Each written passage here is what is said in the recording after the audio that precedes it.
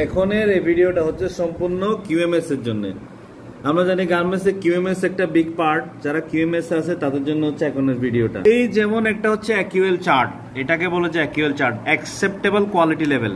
এই acceptable quality level অ্যাকিউএল চার্টের মধ্যে দুই ধরনের ইন্সপেকশন লেভেল থাকে, general inspection level, special inspection level. General inspection level এটা হচ্ছে level 1, level 2, level 3। Special inspection level S1, S2, S3, S4। এটা হচ্ছে লেভেল 1 এ যখন আপনি গার্মেন্টস যখন পুল করবেন ইন্সপেকশনের সময়, তখন গার্মেন্টস কম থাকবে, 2 তে বেশি হবে, 3 তে আরো বেশি হবে। আর স্পেশালগুলো হচ্ছে যেমন কিছু কিছু কাস্টমার এইগুলোকে ইউজ করে, যেমন S1 ইউজ হয় ভিজুয়াল ইন্সপেকশনের জন্য, S4 ইউজ হয় আপনার হচ্ছে যে কার্টন পুল করার জন্য। আর একটা হচ্ছে যে যেটা অ্যাকিউএল চার্ট যেটা বলে, অ্যাকিউএল চার্ট হচ্ছে যে এখানে বিভিন্ন রকম অ্যাকিউএল আছে।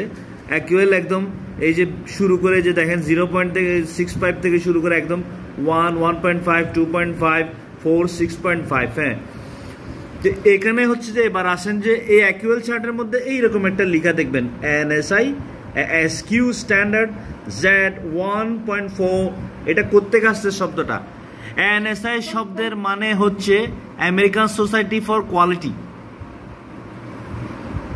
এটা হচ্ছে SQ American society for quality, আর ANSI হচ্ছে আমেরিকান ন্যাশনাল স্ট্যান্ডার্ড ইনস্টিটিউট। তো এই অ্যাকিউএল চার্টটা হচ্ছে খুবই গুরুত্বপূর্ণ, যে এখানে দেখবেন এই ভিডিওটা দেখলে আপনারা বুঝতে পারবেন। আরও কিছু জানতে চাইলে কমেন্টস করেন। ধন্যবাদ।